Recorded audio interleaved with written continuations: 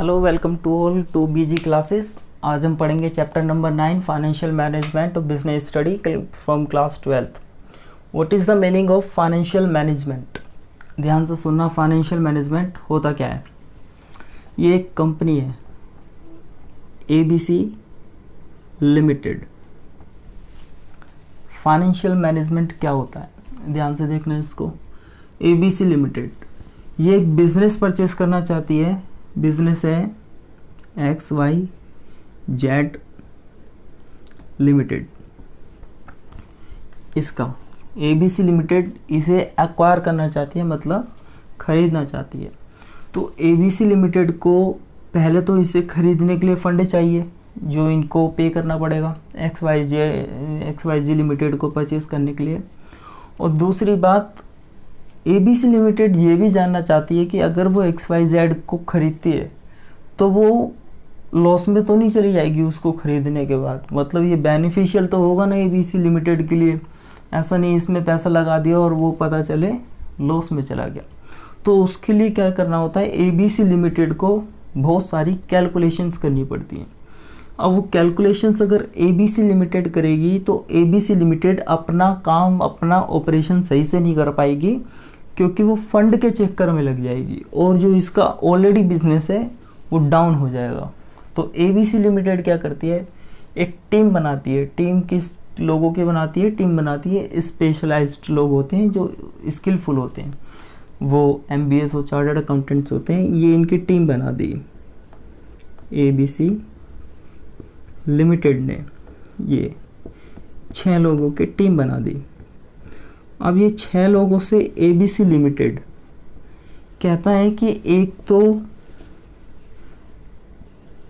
मुझे इस कंपनी को खरीदने के लिए फंड चाहिए, और साथ ही साथ मुझे ये भी पता करना है कि अगर मैं इसमें पैसा लगाता हूँ तो बेनिफिशियल है मेरे लिए या नहीं। तो जो ये टीम है, इस टीम को क्यों बनाया ABC लिमिटेड ने? एक तो इसको फंड का अरेंजमेंट करके दे, और दूसरी चीज़ वो ये टीम इसको ABC लिमिटेड को बताए कि वो सही जगह पैसा लगा रही है या नहीं लगा रही है। तो फाइनेंशियल मैनेजमेंट होता क्या है? फाइनेंशियल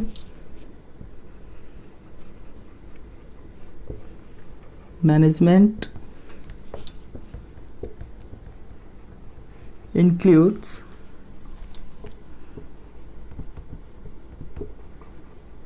optimum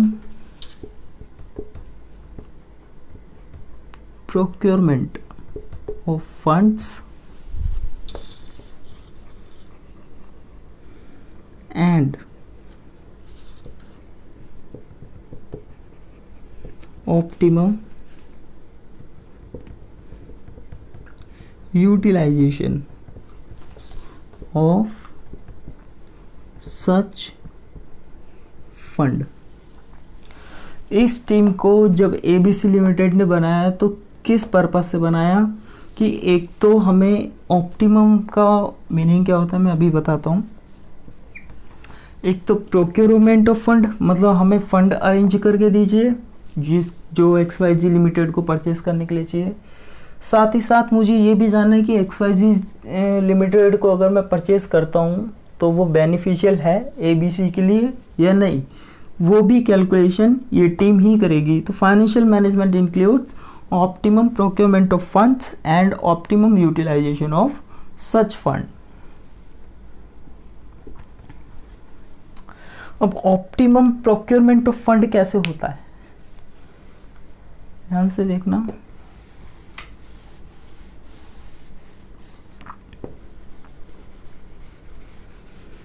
ऑप्टिमम का मीनिंग होता है which is beneficial to the company. Optimum का मतलब ज़्यादा से ज़्यादा फायदे वाली चीज़। ऑप्टिमम प्रोक्योरमेंट, जो वो टीम है जो ABC लिमिटेड ने बनाई है, उस टीम को फाइनेंस अरेंज करना है, फंड अरेंज करना है टू बाय XYZ लिमिटेड। ये ABC लिमिटेड है और ये XYZ लिमिटेड है। ABC लिमिटेड परचेस करना चाहती है XYZ लिमिटेड के लिए। उसके लिए इन्होंने 6 लोगों की टीम बनाई है। इन 6 लोगों का जो काम है वो है procurement, optimum procurement of fund and utilization of optimum utilization of such fund. Optimum procurement of fund क्या होता है?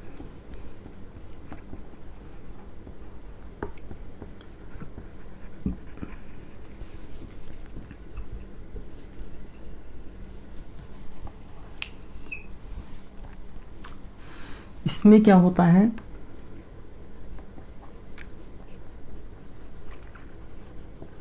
Identify various alternatives,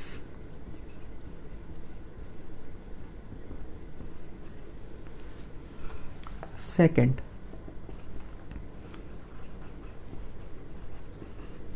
comparison of such alternatives in terms of cost and risk.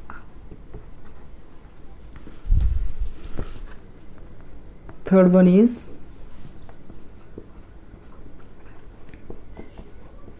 selection of best alternative. This is called optimum procurement of funds. 3 process होते हैं, एक एक करके इनको process को मैं समझाता हूँ। ये प्रोसेस होते क्या हैं?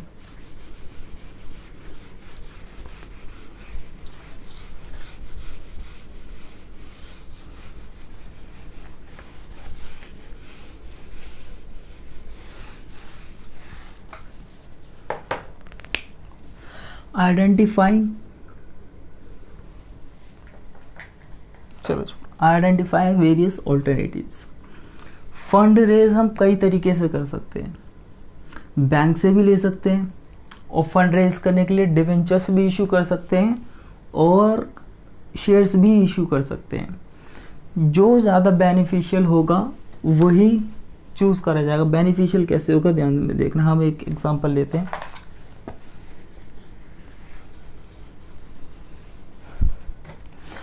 Identifying various alternatives. पहले तो ये पता लगाइए कि हम कहाँ कहाँ से फंड अरेंज कर सकते हैं। एक तो बैंक हो गया, एक हो गया डिवेंचर्स, डिवेंचर से इशू कर सकते हैं। बैंक मतलब सीधा सीधा लोन लेना। और third one is issue of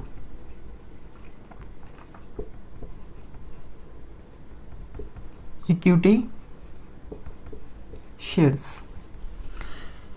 fund raise करने के लिए इन्होंने पहले तो वेरियस ऑल्टरनेटिव्स बताए कि कहाँ कहाँ से हम फंड रेज कर सकते हैं। एक तो बैंक से लोन ले लीजिए सीधा सीधा, डिवेंचर इशू कर दो, या issue of equity shares. Bank में भी बहुत सारे बैंक हो सकते हैं, SBI, PNB, एक्सिस, ऐसे करके। इसमें भी हम 3 कैटेगरी रख देते हैं बैंक की।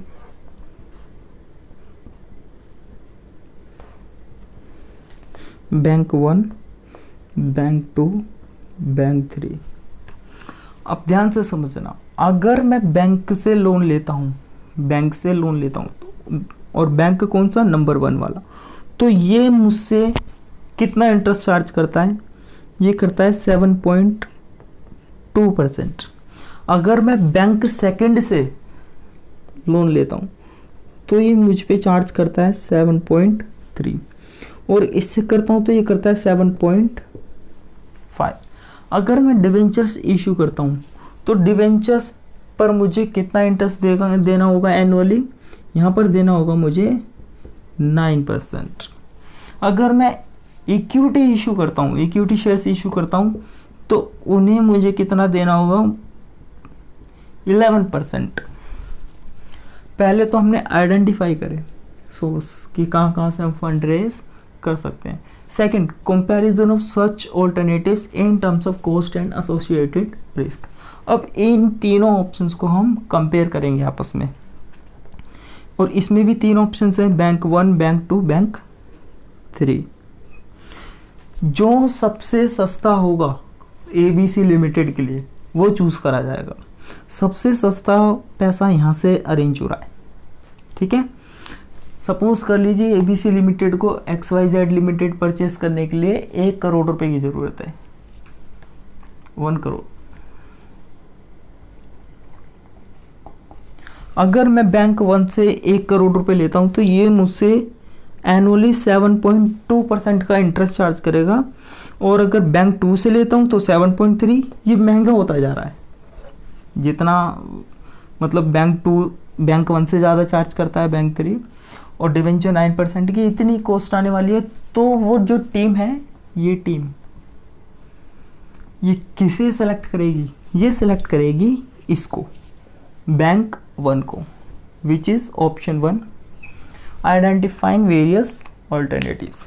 Second, comparison of such alternative, हमने कंपेयर भी कर लिए इन टर्म्स ऑफ कॉस्ट कि किसकी कितनी कॉस्ट है। Then selection the best alternative, हमने जो भी सबसे कम जिसकी कॉस्ट है हमने उसको सिलेक्ट कर लिया, विच इज बैंक 1। एक तो काम ये था इस टीम का कि ABC लिमिटेड को optimum procurement of fund, procure means raise करना, यानी कि पीछे से पैसा अरेंज करना। रेज करने का मतलब होता है पैसा, मार्केट से पैसा उठाना, उधारी पर बोरो करना, सीधी सी बात। अब एक और काम था इनका, इन लोगों का दूसरा काम है optimum utilization of such fund. अब जो फंड रेज करा है उसका ऑप्टिमम यूटिलाइजेशन भी होना चाहिए। What is optimum utilization of fund?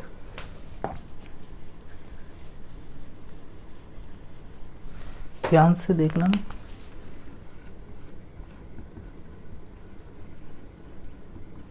Optimum utilization of fund. अब अगर ABC लिमिटेड 1 करोड़ रुपए बोरो करता है 7.2 पर, 1 करोड़ रुपए बोरो करे, जिसकी कॉस्ट 1 साल में आनी है 7.2, यानी कि 1 साल में कितना इंटरेस्ट पे करेगी ABC लिमिटेड 1 करोड़ पर? 7,20,000 रुपए। ध्यान से समझना। और वो 1 करोड़ रुपए इन्वेस्ट कहाँ करने वाली है? वो 1 करोड़ रुपए इन्वेस्ट करने वाली है XYZ लिमिटेड को परचेस करने में। और जब वो 1 करोड़ रुपए इसमें इन्वेस्ट करती है और उसको साल की एंड में प्रॉफिट होने वाला है 5 लाख रुपए। ध्यान से देखना, ABC लिमिटेड खर्चा कर रही है 7,20,000 का, प्रॉफिट होगा खाली कितना? 5 लाख। तो इससे अल्टीमेटली कंपनी को प्रॉफिट नहीं होने वाला, फायदा नहीं होने वाला, उसको 2,20,000 का लॉस हो जाएगा। लेकिन ये कैलकुलेशन पता कैसे चली कि इसको 5 लाख रुपए आने होने वाले हैं? ये भी कैलकुलेशन इन्हीं लोगों ने करी, क्योंकि ABC लिमिटेड नहीं कर सकती ना। इसको कैलकुलेट करने के लिए स्किल चाहिए होती है, एक्सपर्टाइज चाहिए होती है, जो कि इन लोगों के पास है, क्योंकि इन लोगों ने डिग्री करी हुई है इस चीज़ में। ABC लिमिटेड में ऐसा डिग्री करे हुए लोग नहीं थे। तो ये टीम इसको ABC लिमिटेड को सजेस्ट करती है whether the fund should be invested to procure to buy the XYZ limited or not। अगर साल के एंड में प्रॉफिट है 8 लाख रुपए या तो 5 लाख है, तो रिजेक्ट द प्रपोजल, मतलब ना फंड रेज करो ना ही फंड इन्वेस्ट करो, कोई फायदा नहीं है। और अगर साल के एंड में 8 लाख रुपए आ रहे हैं तो कंपनी को अल्टीमेटली 80,000 रुपए का फायदा होने वाला है। और एक और चीज, XYZ लिमिटेड को अगर ABC लिमिटेड अडॉप्ट कर लेती है, एक्वायर कर लेती है, तो उससे कंपटीशन भी कम होता है और इसकी मोनोपोली भी इंक्रीज हो जाती है। इसलिए दूसरी कंपनी को एक कंपनी परचेज कर लेती है। ठीक है,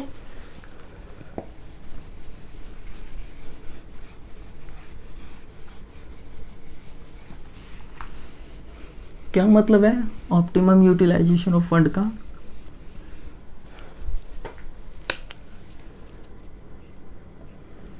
it means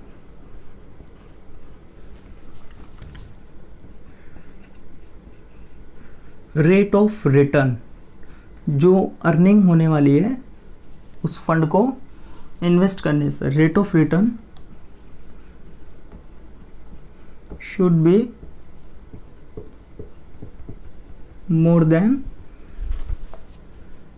it's cost.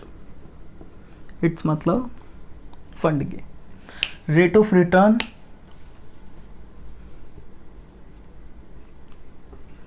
From funds, rate of return from fund should be more than it's cost. जो फंड है उसको अगर हम इन्वेस्ट करते हैं तो उससे जो आने वाली रिटर्न है वो कॉस्ट से ज़्यादा होनी चाहिए। That is called optimum utilization. Optimum मतलब बेनिफिशियल। ऐसे इन्वेस्ट करो फंड को कि कंपनी को बेनिफिट हो। फाइनेंशियल मैनेजमेंट की यही एक डेफिनेशन है। क्या है फाइनेंशियल मैनेजमेंट की definition? Financial management includes optimum procurement of fund. Optimum procurement मतलब बोरो करना, and optimum utilization of such fund, और उस फंड को अच्छे से अप्लाई करना। अच्छे से मतलब वो बेनिफिशियल होना चाहिए कंपनी के लिए। ऑप्टिमम प्रोक्योरमेंट का मतलब क्या होता है? It includes 3 steps. Number 1, identifying the various alternatives, and second one is comparison of such alternatives in terms of cost and risk associated, and third one is selection of best alternative. And what is the optimum utilization of fund? The fund should be invested in such a manner that its rate of return should be more than of its cost. ये cost है उससे ज़्यादा return होनी चाहिए, otherwise proposal is not beneficial for the company. Next concept, what is the objective of financial management? जो वो team establish करी थी एबीसी लिमिटेड ने, एबीसी लिमिटेड ने जो टीम इस्टेब्लिश करी थी वो किस लिए करी थी? वो तो काम ये भी लोग कर सकते थे ना, हाँ टाइम लगता है उसमें, स्किल्स लगती है, एक्सपर्टाइज लगती है, लेकिन कर तो सकते थे। वो टीम इसलिए करी ताकि कंपनी को घाटा ना हो। उस टीम को रखने से कंपनी का फायदा ही फायदा हो। तो जो ऑब्जेक्टिव होता है किसका? फाइनेंशियल मैनेजमेंट का, वो क्या है? मैक्सिमाइजेशन ऑफ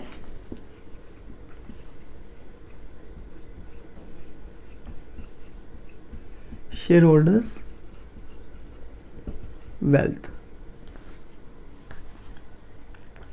जो शेयर होल्डर की वेल्थ है उसको मैक्सिमाइज करना। वो मैक्सिमाइज कैसे होगी? शेयर होल्डर की wealth, first of all shareholder की वेल्थ मैक्सिमाइज कैसे होगी? ध्यान से देखना। अरे यार, एक कंपनी में बहुत सारे शेयर होल्डर्स होते हैं। पब्लिक कंपनी में बहुत सारे शेयर होल्डर्स होते हैं। शेयर होल्डर मतलब वो इंसान जिन्होंने एबीसी लिमिटेड में पैसा लगा रखा होता है। अब उन लोगों ने इस कंपनी में पैसा इन्वेस्ट करा हुआ होता है, तो कंपनी उनको रिटर्न में क्या देती है? कंपनी उनको रिटर्न में देती है डिविडेंड। क्या खाली डिविडेंड के लिए शेयर होल्डर पैसा लगाते हैं? नहीं, शेयर होल्डर पैसा इसलिए लगाते हैं ताकि उनका जो शेयर प्राइस है वो इंक्रीज हो सके। ध्यान से देखना होता क्या है। एबीसी लिमिटेड में कोई मिस्टर राजू है, इन्होंने इस कंपनी के 100 शेयर्स खरीद रखे हैं। जब इन्होंने खरीदे थे तो वो खरीदे थे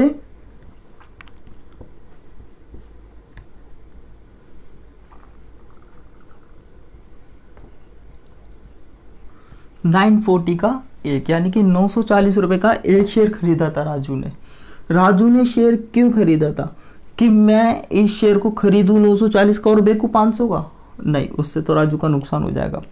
राजू चाहता है कि इस कंपनी का जो शेयर है वो इंक्रीज करे, ताकि जब राजू इसको बाद में किसी और को बेचेगा तो उसको अच्छे पैसे मिले, इसलिए पैसा लगाया जाता है वो डिविडेंड के लिए। तो डिविडेंड तो मिलता है, ऑल्टरनेटिव हो गया एक तरीके से, लेकिन जो एक्चुअल में कंपनी में कोई पैसा लगाता है शेयर होल्डर, तो वो इसलिए लगाता है ताकि उसके शेयर की वैल्यू इंक्रीज हो और उसको जब वो शेयर बेचे तो उसको अच्छा पैसा मिले। अब अगर मिस्टर कुछ सालों बाद अगर इस कंपनी का जो ये शेयर 940 का खरीदा था ये 1100 का हो गया, तो मिस्टर राजू अगर किसी थर्ड पर्सन को, मिस्टर ए या बी को अपने शेयर बेचते हैं तो वो 1100 रुपये से एक शेयर का 1100 रुपये लेगा राजू, और उसको एक शेयर पे कितने रुपए बच गए, 116 रुपये, सॉरी 160, 160 रुपये, 160 रुपये का मिस्टर राजू को प्रॉफिट हो गया। That is called maximization of share holders wealth. मतलब जो शेयर होल्डर का जो शेयर प्राइस है उसका मार्केट प्राइस इंक्रीज होना चाहिए, मार्केट प्राइस इंक्रीज होगा तो शेयर होल्डर को फायदा होगा और उससे कंपनी की भी रेपुटेशन इंक्रीज होती है। कंपनी को प्रॉफिट होगा तभी उसका शेयर इंक्रीज हो सकता है। और वो प्रॉफिट कैसे इंक्रीज होगा, ये जो टीम बनाई थी ना 6 लोगों की, ये लोग कुछ डिसीजंस लेते हैं। थर्ड कॉन्सेप्ट इज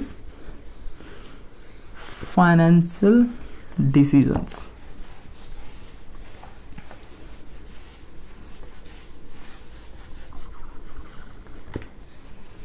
ऑब्जेक्टिव आ गया समझ में, easy concept. Maximisation of share holders wealth means increase in the price of market price of share. जो शेयर है उसका मार्केट प्राइस इंक्रीज होना चाहिए। कॉन्सेप्ट नंबर थर्ड, जो वो टीम बनाई है एबीसी लिमिटेड ने 6 लोगों के, उनको 3 डिसीजंस लेने पड़ते हैं। ये रहे वो 6 लोग, 1 2 3 4 5 6, ये रहे वो 6 लोग, वो जो टीम बनाई थी। इन 6 लोगों को म्यूचुअल कंसेंट से, मतलब कि आपस में सलाह मशवरा करके 3 डिसीजंस लेने होते हैं। वो 3 डिसीजंस कौन कौन से होते हैं? नंबर 1, एक एक करके पढ़ेंगे हम इन्हें।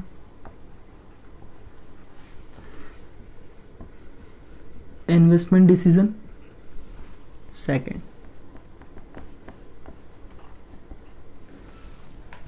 समझ में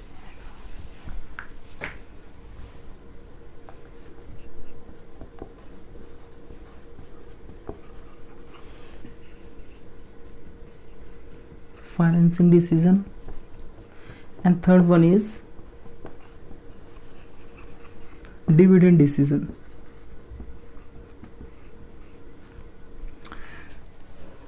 सबसे पहले बात करेंगे हम इन्वेस्टमेंट डिसीजन के। 3 डिसीजन है, ठीक है, एक एक करके पढ़ेंगे इन्हें।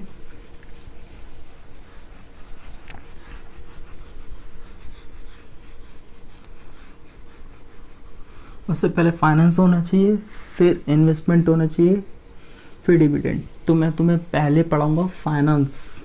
3 डिसीजन लेने होते हैं पहले तो। सेकंड वाला पहले पढ़ा रहा हूँ मैं, फाइनेंसिंग डिसीजन। पहले फाइनेंस होगा तभी तो इन्वेस्ट करेंगे ना। ये मैं ऑलरेडी तुम्हें पढ़ा चुका हूँ पहले वाले कॉन्सेप्ट में। Financing decision involves optimum procurement fund and optimum utilization of such fund. Optimum procurement के 3 स्टेप होते हैं, वो भी मैंने बता दिया तुम्हें, और ऑप्टिमम यूटिलाइजेशन के भी 3 स्टेप होते हैं, वो भी मैंने आप लोगों को बता दिए। और क्या है इसमें,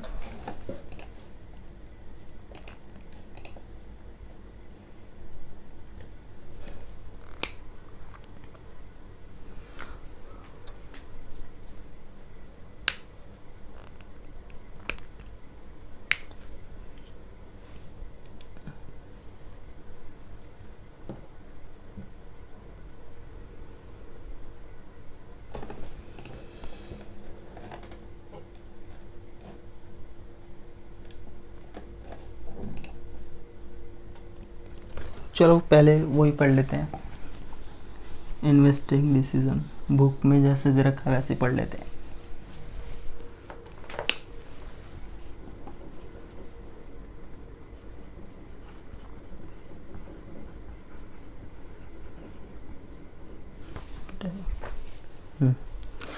इन्वेस्टमेंट डिसीजन,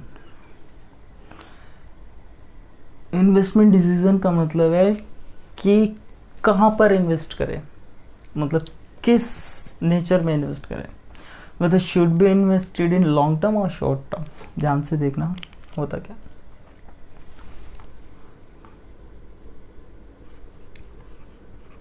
फंड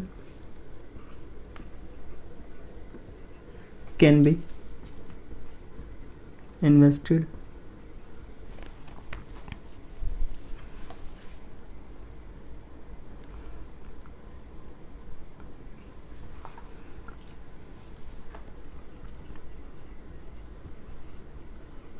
दो तरीके से फंड को इन्वेस्ट कर सकते हैं। Number 1,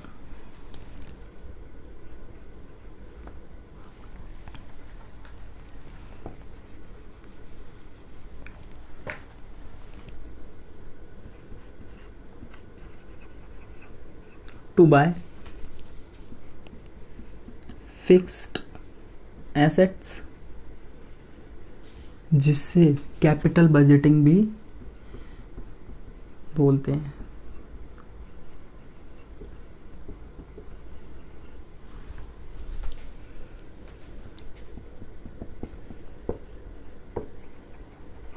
to bye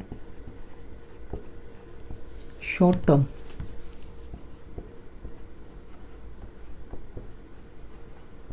assets.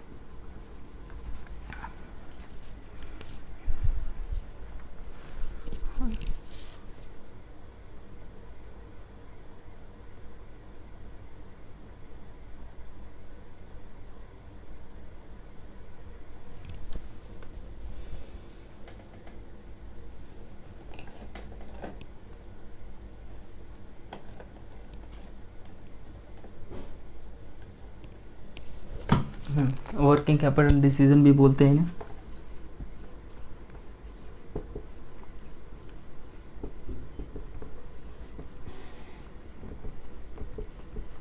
अब ध्यान से समझना, फिक्स्ड एसेट या कैपिटल बजटिंग डिसीजन क्या होते हैं, और शॉर्ट टर्म भी बोल सकते हैं और करंट एसेट्स भी बोल सकते हैं, दोनों ही चीज़ें बोल सकते हैं। इसे लॉन्ग टर्म भी बोल सकते हैं।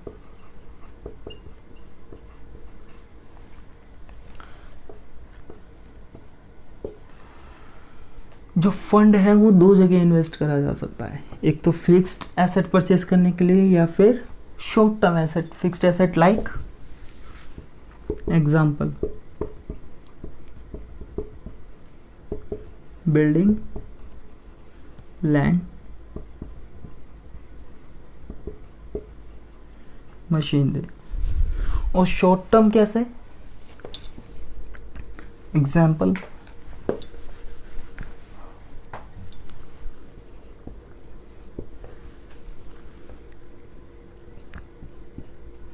Stock,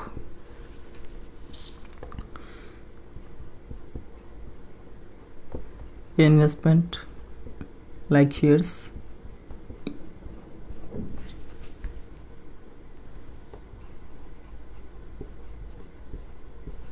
etcetera. जो फंड रेज करा था उसे हम दो जगह इन्वेस्ट कर सकते हैं, फिक्स्ड एसेट में भी और करंट एसेट में भी। शॉर्ट टर्म एसेट भी बोलते हैं, लॉन्ग टर्म एसेट भी बोलते हैं।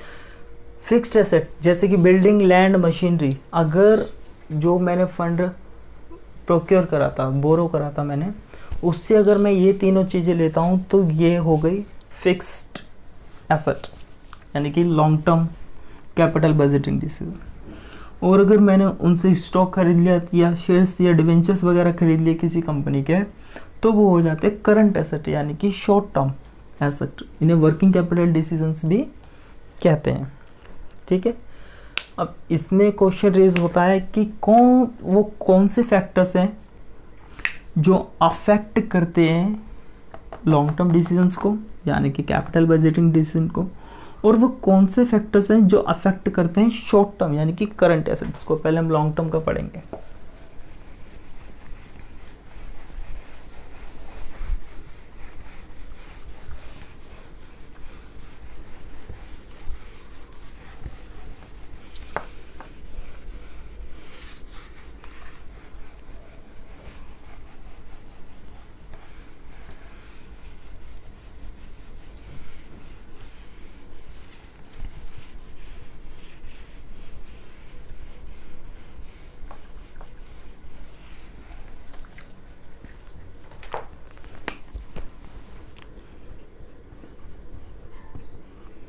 Factors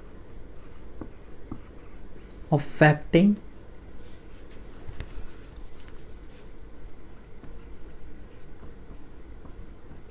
long term oblique capital budgeting decisions। ध्यान से समझो ये इसका मतलब क्या है। मान लो जैसे वो जो कंपनी खरीदना चाह रही थी ना ABC लिमिटेड XYZ, वो भी लॉन्ग टर्म डिसीजन है, क्योंकि वो लॉन्ग टर्म डिसीजन वो डिसीजन होते हैं जिनका हम यूज़ 1 साल से ज़्यादा करने वाले हैं। हो सकता है उसको खरीद के वो 1 साल के अंदर भी बेच दे, लेकिन जो खरीदने के टाइम पर इंटेंशन थी वो ऐसी नहीं है कि मैं इसे आज खरीदूंगा और कल बेच दूंगा। अगर ऐसी इंटेंशन है कि मैं इसे आज खरीदूंगा और कल बेच दूंगा या फिर विद इन अ ईयर बेच दूंगा, तो वो करंट इन्वेस्टमेंट होती है। और अगर मैं परचेस कर रहा हूँ with the intention of retaining it for more than a year, तो वो कैपिटल बजटिंग डिसीजन होगा। ध्यान से समझना, factors affecting capital budgeting decision, वो कौन कौन से फैक्टर्स हैं जो लॉन्ग टर्म एसेट परचेज जब हम कर रहे हैं तो उन्हें अफेक्ट क्या करते हैं। पहले इसे जनरल लैंग्वेज में समझो कि होता क्या है। सपोज करो तुम बाइक खरीदने जा रहे हो तो 4 शोरूम पर पता करते हो, शोरूम नंबर 1, 2, 3, 4, इस शोरूम पर और इस शोरूम पर, इस वाले शोरूम पर, इस वाले, इनका प्राइस डिसाइड करते हो तुम। प्राइस पूछते हो, मतलब डिसाइड नहीं करते हो, प्राइस पूछते हो। ये कम बताएगा, ये ज़्यादा, ये उससे ज़्यादा, ये उससे ज़्यादा। तो मतलब तुम्हें खरीदना किससे है, किसने अफेक्ट करा? बाइक के प्राइस ने। बाइक खरीदनी है या नहीं खरीदनी, किस चीज़ से अफेक्ट हुए? उसके प्राइस से। ऐसे ही मैं कोई लॉन्ग टर्म एसेट खरीदूं या नहीं खरीदूं, वो कौन कौन से फैक्टर्स हैं जो मुझे ये कंसिडर करने पे मजबूर करते हैं कि मैं इस चीज़ को खरीदूं या नहीं खरीदूं।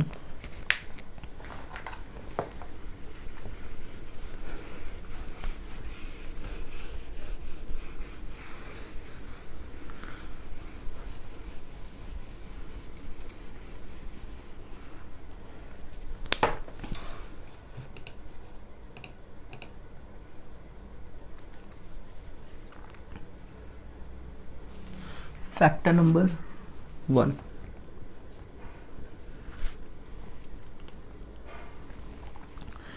Cash flow position of company. Cash flow position,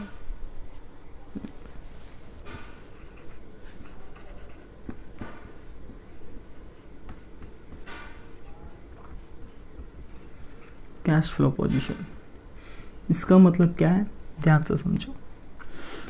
अगर ABC लिमिटेड 1 करोड़ रुपया ABC लिमिटेड ने एक SBI बैंक से उधार लिया था, वो जो बैंक नंबर 1 था उसका नाम SBI था, ये ABC लिमिटेड, इसने 1 करोड़ रुपए किससे लिए? फ्रॉम SBI से लिए। इसलिए इसको 1 करोड़ रुपए में से इंटरेस्ट तो देना ही देना है, प्लस प्रिंसिपल भी देना है। अगर इसने इस पैसे को 10 साल के लिए लिया है तो हर साल 10 लाख रुपए जाएंगे, मतलब 1 साल का इसका पैसा हुआ 17,20,000 रुपये। ये 10 लाख तो हो गए प्रिंसिपल और 7,20,000 हो गए इंटरेस्ट। 10 लाख प्लस 7,20,000, टोटल इसे 17,20,000 रुपये पे करने हैं SBI को एनुअली। और जो ABC लिमिटेड ने परचेस करी है XYZ लिमिटेड, उससे ABC लिमिटेड को पैसा आया 15 लाख रुपए साल के एंड में। तो ABC प्रॉफिट हो रहा होगा, प्रॉफिट होना एक अलग बात है। अब ABC लिमिटेड जो बचे हुए 2,20,000 है वो क्या अपनी पॉकेट से SBI को पे करेगा? फिर तो बेकार चीज़ है। मैं ऐसी चीज़ बाय कर रहा हूँ जिसमें मेरा पैसा तो ज़्यादा जा रहा है लेकिन आ कम रहा है। ऐसी चीज़ को अगर आप खरीदोगे तो नुकसान में रहोगे। कैश फ्लो पोजीशन, तो जो नेट इनफ्लो है वो ज़्यादा होना चाहिए नेट आउटफ्लो से, ठीक है। Net inflow of cash should be more than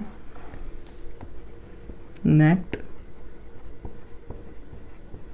outflow of cash, ठीक है।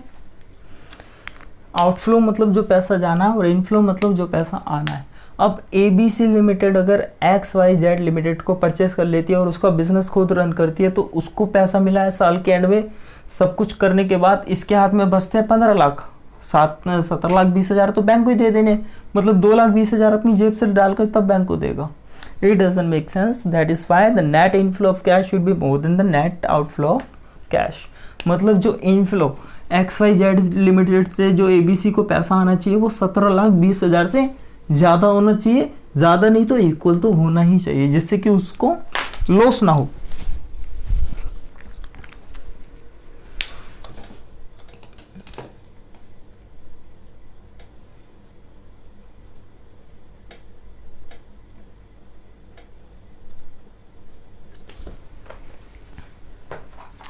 Second,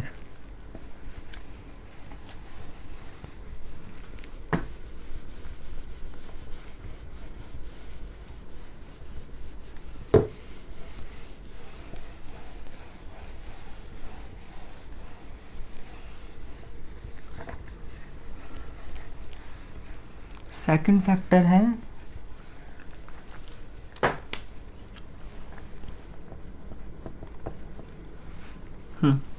rate of return.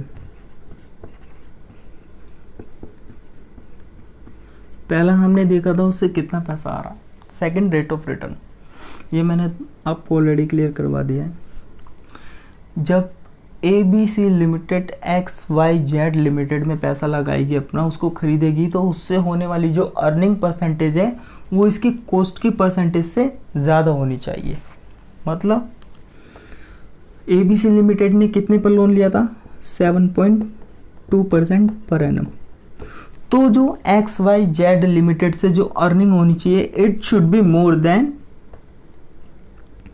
7.2% per annum, वरना इसको लॉस हो जाएगा। XYZ लिमिटेड को खरीदने में ABC को लॉस हो जाएगा। बैंक को दे रहा है 7.2 पर और खुद को अर्निंग नहीं है 7.2 की, तो मतलब खुद अपनी पॉकेट से देगा, ऐसा सीन हो जाएगा। ऐसा नहीं करना चाहिए। ABC लिमिटेड को XYZ में तभी पैसा लगाना चाहिए जब उससे होने वाली earning more than 7.2% per annum है। इसको कैसे लिखेंगे?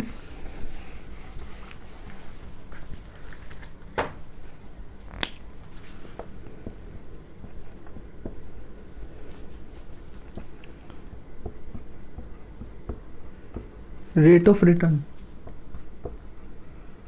from investment should be more than the cost of funds so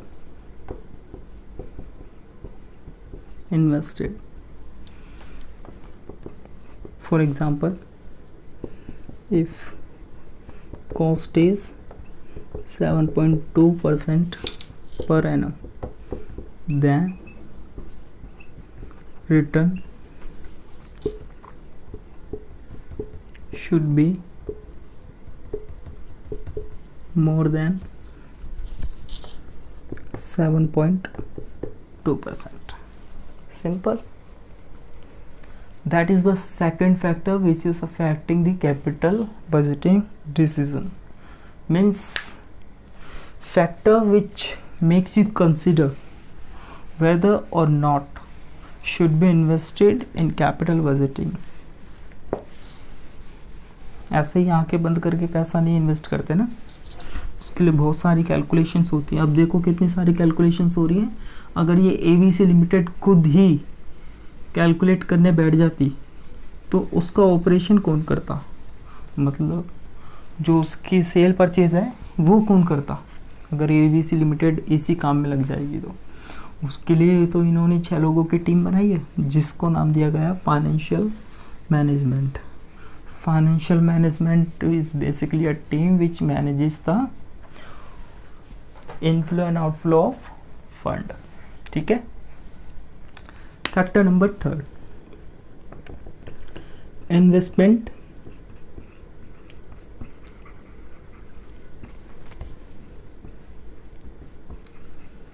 criteria.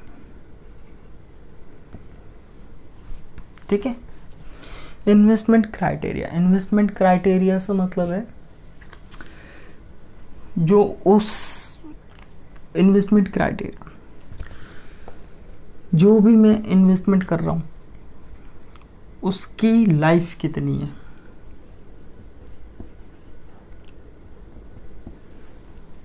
ध्यान से समझना. अगर एबीसी लिमिटेड ने XYZ लिमिटेड को खरीदा और उस XYZ लिमिटेड की लाइफ ही 10 साल है और वो हर साल कितने पैसे दे रही है एबीसी लिमिटेड को, मतलब अगर मैं एबीसी लिमिटेड XYZ लिमिटेड का ऑपरेशन करती है तो उसको हर साल 10 लाख रुपए या 15 लाख रुपए मिल रहे. 15 लाख हमने लगाए थे, 15 चलो 20 लाख मान लेते हैं, 20 लाख रुपए मिल रहे हैं. तो अगर इसकी लाइफ 10 साल है तो टोटल पैसे कितने मिल गए इसको, 2 करोड़, 2 करोड़ रुपए है. जबकि एबीसी लिमिटेड को XYZ लिमिटेड खरीदने के लिए 1 करोड़ तो लोन लेना पड़ा था, प्लस इस पे इंटरेस्ट भी जाएगा. ठीक है, इस पे इंटरेस्ट भी जाएगा. और अगर ये टोटल मिलाकर इंटरेस्ट मिलाकर मोर देन 2 करोड़ से, तो फिर क्यों लेना, फिर तो बेकार हो गया प्रोजेक्ट. क्योंकि उसकी लाइफ 10 साल की है, 10 साल में आने 2 करोड़ रुपए, जाने मोर देन 2 करोड़ से, तो कोई फ़ायदा नहीं है XYZ लिमिटेड को एबीसी खरीदे, कोई फ़ायदा नहीं है. क्योंकि उसकी लाइफ ही 10 साल है, 10 साल बाद वो बर्बाद हो जाएगी, बेकार हो जाएगी. पहली चीज़ हो की लाइफ. दूसरी है कॉस्ट. कॉस्ट हमने पढ़ लिया था ऑलरेडी सेकंड वाले में.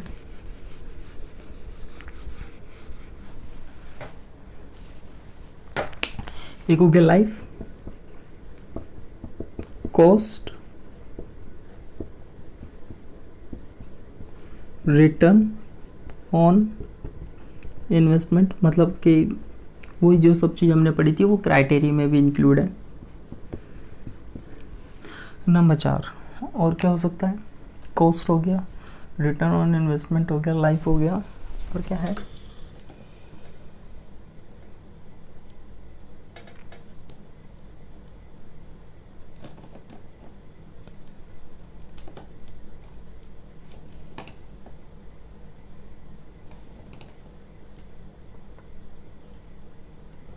कैश फ्लो भी इसमें इंक्लूड हो जाएगा.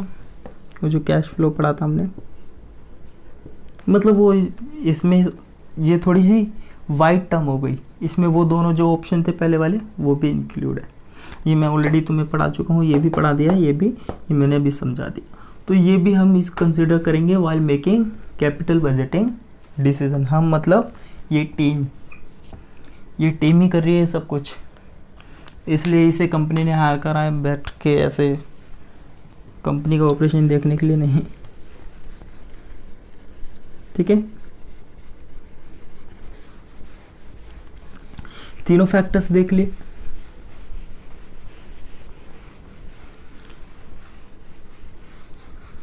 नेक्स्ट कॉन्सेप्ट क्या है,